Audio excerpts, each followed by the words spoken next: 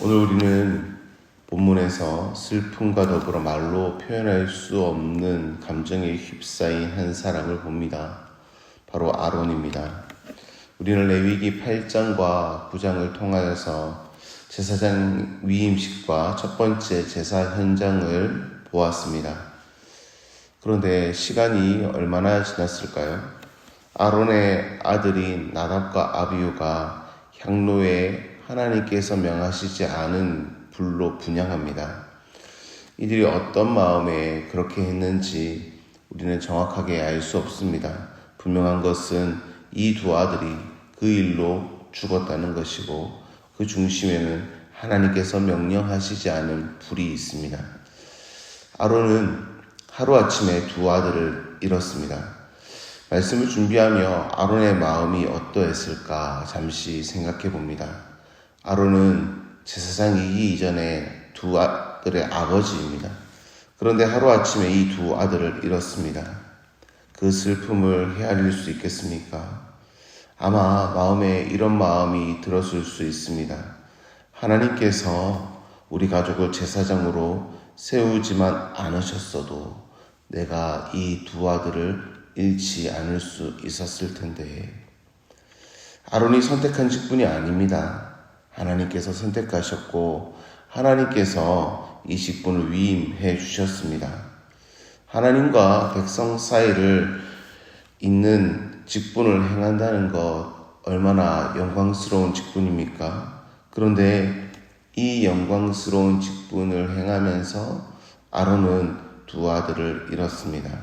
그러니 아론의 마음에는 극심한 슬픔이 가득합니다. 그러면서 더 많은 감정이 아론 가운데는 있었을 것입니다. 또 어떤 감정을 헤아려 볼 수 있을까요?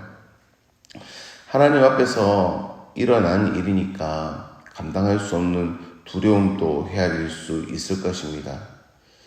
이 두 아들이 하나님의 일을 하다가 그래도 하나님의 일을 하다가 이 일을 당했는데 이 일을 누가 감히 감당할 수 있다는 말인가? 아마 그 두려움이 아론의 마음을 가득 채웠을 것입니다. 또 한편으로는 억울함도 있을 수 있습니다.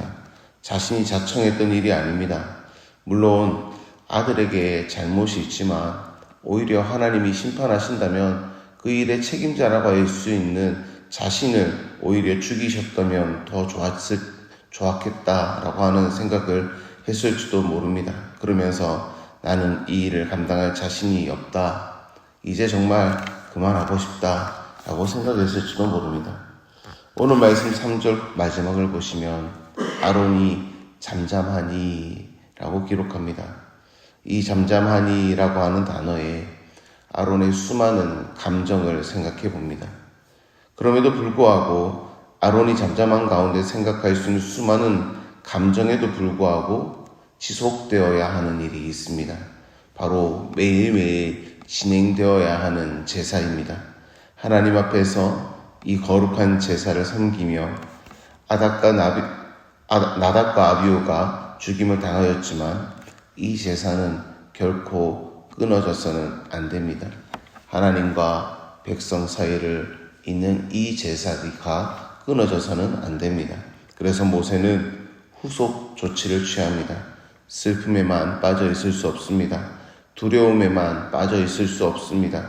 때문에 아론의 삼촌들을 불러서 나답과 아비후의 시체를 진영 밖으로 내어갑니다. 그리고 아론과 그의 아들 엘르아살과 이다말에게 이 제사의 직분을 감당하게 합니다. 머리를 풀거나 옷을 찢지 말게 합니다. 그들이 슬퍼할 겨를이 없습니다. 그러면서 어떻게 하면 죽음을 면할 수 있는지 일러줍니다. 동시에 이들이 감당해야 할 사명이 무엇인지 알려줍니다. 6절 중간을 보십시오.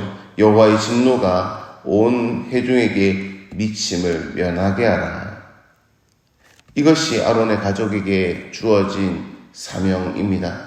야속하지만 아론과 그의 가족은 슬퍼할 겨를도 없습니다.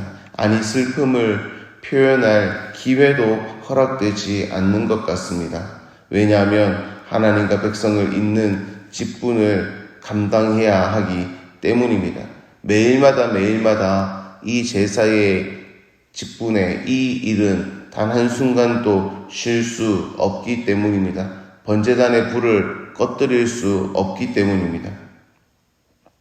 성도 여러분, 지금 아론에게 일어난 이 참담한 사건을 통하여 우리는 동시에 예수 그리스도의 십자가 사건과 또 그 십자가 사건 가운데, 그 고통 가운데 침묵하셨던 하나님의 마음을 동일하게 묵상해 볼 수 있습니다.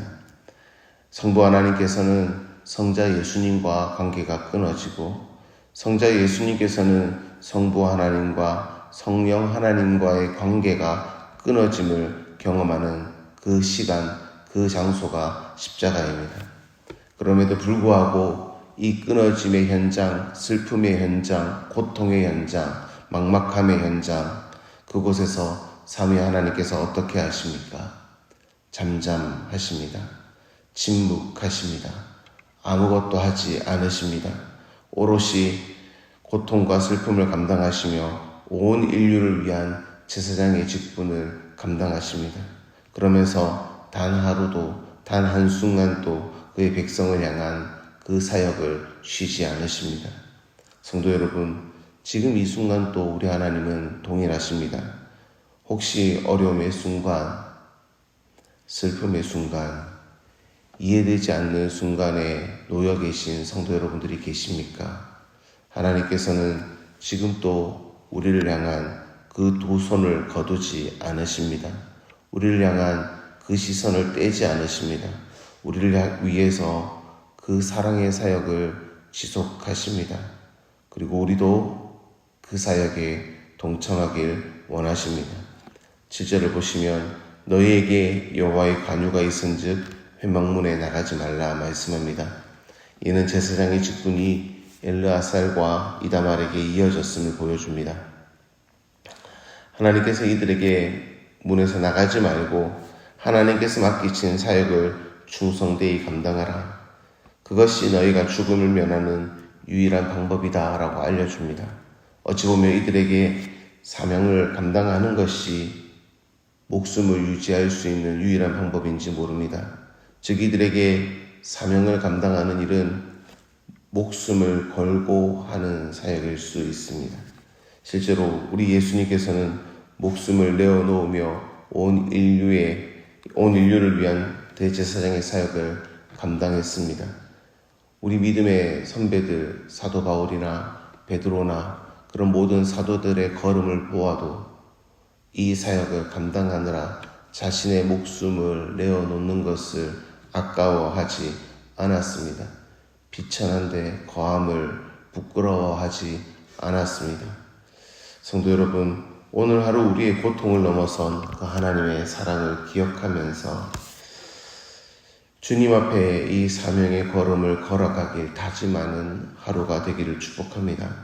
넘어지면서도 실망하면서도 때로는 이루 말할 수 없는 두려움에 휩싸이면서도 그럼에도 불구하고 주님께서 먼저 걸어가신 그 걸음을 기억하고 그리고 주께서 우리에게 맡겨주신 이 사명의 걸음을 또한 뚜벅뚜벅 걸어가는 우리 모든 성도 여러분들이 되시기를 주의 이름으로 축복합니다. 말씀을 기억하며 함께 기도하며 나아갈 때 하나님, 저의 힘으로는 저의 능력으로는 제가 가진 성정으로는 주께서 맡겨주신 일을 감당하기가 불가능합니다. 주님께서 도와주시고 오늘 또 용기를 주셔서 주께서 맡겨주신 이 일을 오늘 하루 우리가 있는 자리에서 내가 있는 자리에서 온전히 감당할 수 있도록 은혜와 능력과 용기를 더하여 달라고 기도하며 나갑시다. 또한 교회를 위해 기도할 때에 오늘 수요 기도회가 있습니다. 찬양과 말씀과 기도 가운데 하나님께 간절히 부르짖게 하여 주시고 살아계신 하나님의 능력을 경험하는 하나님께서 역사하시는 그러한 시간이 될 수 있게 달라고 우리 함께 기도하시고 개인 기도하시고 평안히 돌아가시기를 바랍니다.